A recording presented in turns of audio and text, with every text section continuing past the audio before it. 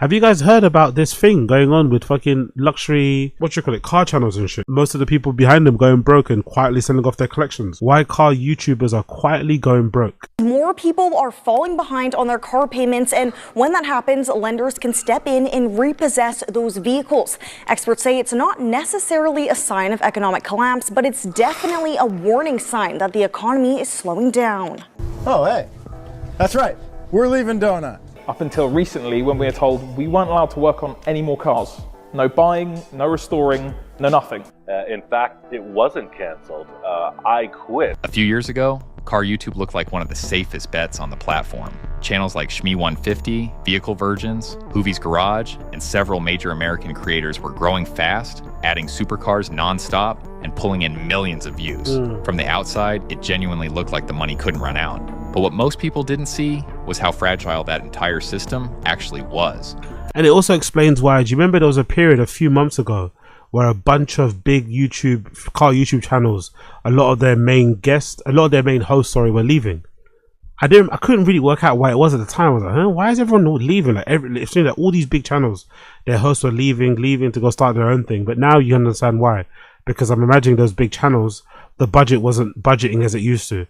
And they had to make some cuts, sell some things. So the first people to go are usually the staff members in order to save money on salaries and shit. That explains so much.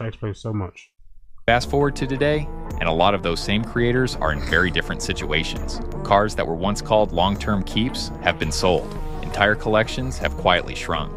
Upload schedules have slowed down. And in some cases, creators have openly admitted they came far closer to financial collapse than anyone realized at the time. What's important here is that this didn't happen because someone made one stupid purchase or one bad decision. These were experienced creators who had been successful for years, and yet many of them still ended up in serious financial trouble. So what actually went wrong? How did a niche that once looked almost untouchable start unraveling this quickly? Yeah, exactly. And why are so many car YouTubers now being forced to rethink everything just to stay afloat? Be sure to subscribe to the channel and hit that way more time on their hands, and YouTube just took off.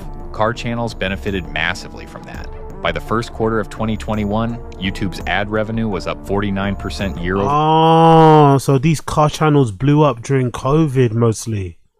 Oh, that makes a lot of sense. Okay, so it wasn't really because the content was sick and amazing. It was mostly to do with people just being at home and bored. Car content started to, blow up. But it wasn't really an accurate representation of like the demand that people had for those car content channels.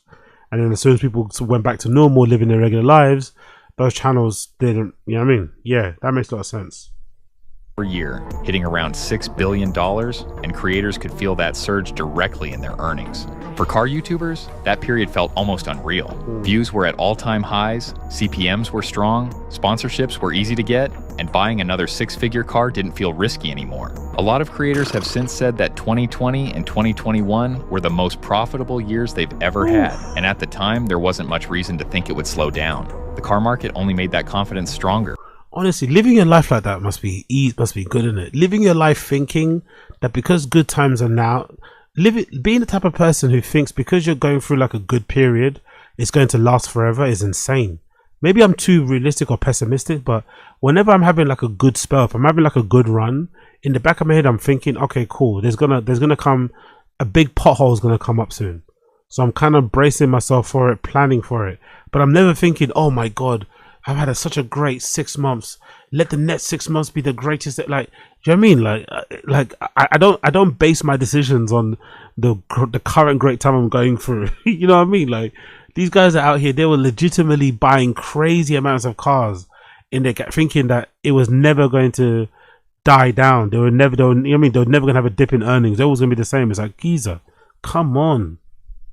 Used and exotic car prices were climbing fast, and by late 2021, they were sitting about 21% above normal levels. In some cases, supercars were actually selling for more used than they cost new, which made depreciation feel... that was the time when Brendan got involved as well in it, right? That was also the same time that Brendan got involved with the whole like flipping cars and shit. That explains a lot. Like it just didn't matter anymore. Creators like Shmee150 were watching cars in their garages hold value or even go up, and that reinforced the idea that the whole system worked. You also have, obviously, the global pandemic, which had a massive impact in terms of how people felt about spending their money but also in terms of the bubble that literally came right after it. You don't need that many cars in your own personal garage. Like what? Like some people are just so reckless with their money, innit?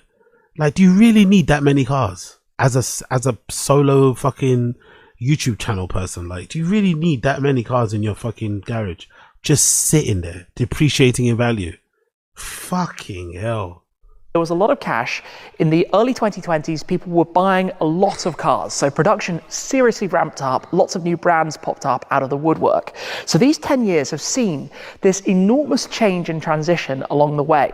Yo, big up Layla. Big up Layla. Exactly. Same here, AZ. When everything is going good for me, I know that catastrophe is around the corner. Or not even, you don't even have to be that black pilled. I just don't I just don't make my, like, if everything's going right for me, I don't then think, okay, cool, now I'm going to base all of my future decisions on this current state I'm in. That's what perplexes me. Fair enough if you don't want to be black pill, you don't want to be pessimistic, but thinking just because things are going well now and then basing your next moves, decisions on that momentary feeling is just insane. Like, it truly is insane. And they're paying the price for it, but you know, I guess they got to live. I guess they got to live well. You know, they got to live during the 2000s, or sorry, during 2020, 2021. They got to live in a bubble where they had a fucking personal garage that looked like a showroom. I'm sure that must have felt nice if you're really into cars. You know what I mean? But god damn it, man, 17 supercars, 17, really? As long as the views kept coming in, it felt like there was very little downside. Look at that garage. Look at how unnecessary that is. Like, that's just too much. Like, why do you have that many cars? Like, just way too many. Way too many cars. But that feeling didn't last. Once lockdowns ended, car YouTubers felt the impact almost immediately. Wow. People went back to work, had less time to sit through long videos, and the massive wave of views that powered the pandemic boom started to fade. At the same time, the easy money environment disappeared. Advertising budgets were cut, sponsorships slowed down, and creators who had built everything around constant growth suddenly saw their income drop. YouTube's own numbers backed this up. In 2022, the platform reported its first ever drop in ad revenue, and by 2023, many big creators were expecting around 30% less from ads compared to the peak years. For channels that rely heavily on AdSense and brand deals to pay for expensive car content, that kind of drop is hard to absorb. Exactly. Car YouTubers were hit especially hard because of how expensive their content is. Supercars, insurance, storage, maintenance, and travel don't get cheaper just because views go down. On top of that, the car industry itself pulled back on marketing, which meant fewer sponsorships from manufacturers and related brands. One of the biggest warning signs came in early 2022 when Jeremy Clarkson's car-focused platform, DriveTribe, shut down after major cuts to automotive marketing budgets. Wow. If a company backed by some of the biggest names in car media couldn't survive that shift, it showed how serious Yeah, exactly. If Jeremy Clarkson's fucking show, legend in the fucking automotive car present, you know what I mean? Legend. The OG Top Gear was one of the favorite shows. I used to love watching Top Gear. Top Gear was so fucking good back in the day. If Jeremy Clarkson couldn't make it work, you fucking YouTubers don't stand a chance. change really was. As views dropped and sponsorships dried up, creators started noticing that videos that once pulled in millions were now struggling to reach the same audience. At the same time, YouTube began pushing shorts, which made it even harder for long-form car channels to bounce back. The result was simple: less money coming in, the same high costs going out, and a business model that suddenly felt far more fragile than anyone expected. During the pandemic boom, many creators stretched their budgets, assuming strong views and rising car values would cover the costs. Once that bubble popped, those assumptions fell apart. As the market cooled, car prices started dropping sharply. By early 2024, used car values were down about 21% from their 2021 peak.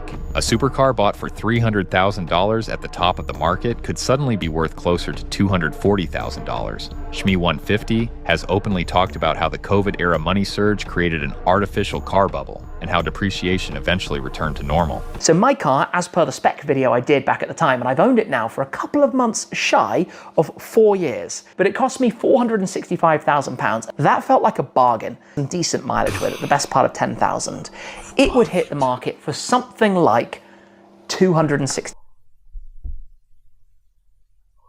Oh my God. He bought it for 460 something thousand.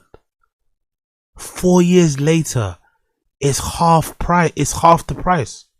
4 years later, it's probably still in great condition, by the way.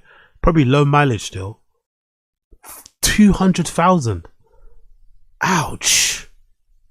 55. So down about £200,000 from new, which is horrific. At the same time, interest rates Fucking climbed. hell. Loans that were once cheap became far more expensive. Monthly payments went up, and insurance and maintenance costs continued to rise. Suddenly, cars that once felt manageable became financial liabilities. For many creators, the math stopped working. Buying another supercar was no longer a content investment. It was a risk. Unexpected repairs, 5-figure insurance bills, and steep depreciation started eating through profits. Even creators like Hoovie's Garage have admitted spending around $50,000 in a single year just to keep their cars running. Jesus I have Christ. $50,000 into this Porsche.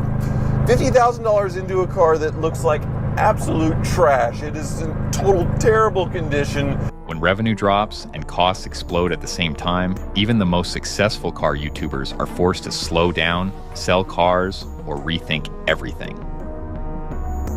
Creators in crisis, bankruptcy, sell-offs, and lifestyle And over the damages. last few years, that's exactly what we've been seeing across automotive YouTube. Sometimes it happens publicly, sometimes it happens quietly, yeah. but the pattern is hard to miss. The lifestyle built around non-stop supercar upgrades simply isn't sustainable anymore. Exactly. Take Shmee 150, for example. He's often seen as the gold standard of car YouTube, with one of the largest and most carefully curated supercar collections on the platform. But in 2023, he released a video openly breaking down how much money he had actually lost on his cars. Jesus Christ. Some of them had dropped tens of thousands in value, and he admitted that one car in particular, his McLaren Senna, was the single biggest loss he had ever taken.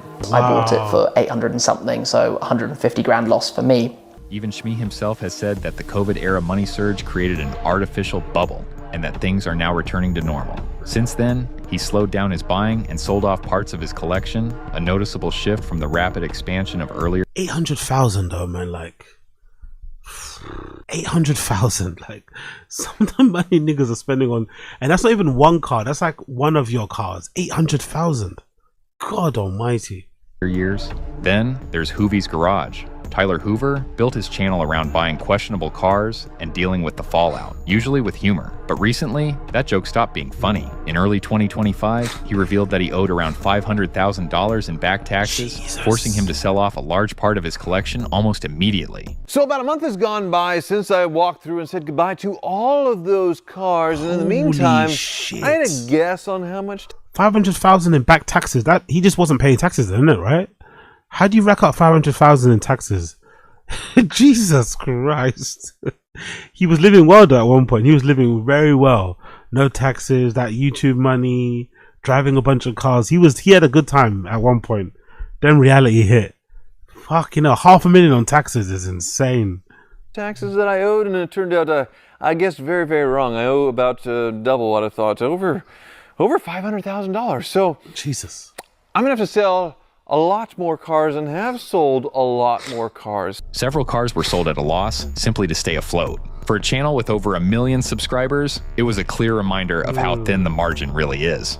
An even harsher example is Tall Guy Car Reviews. He built his channel documenting a rapid rise from a Hellcat to a Lamborghini, showing what looked like a classic YouTube success story. But by 2022, things started to fall apart. Reports surfaced that he had filed for bankruptcy and sold the rights to his YouTube brand. Around the same time, uploads slowed down, Black signature man. cars disappeared, and the channel quietly faded. It was a rare Shit. case where the financial collapse happened in full view of the audience. Vehicle virgins, Parker Nierenstein Damn, man. Black man had to file bankruptcy. RIP to Black man.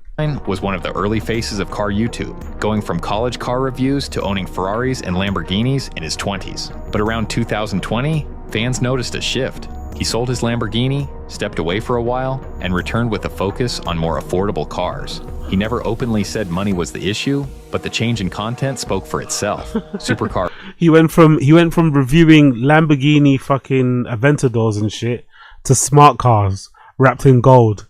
I think you can tell what happened in it. I think you can tell what happened.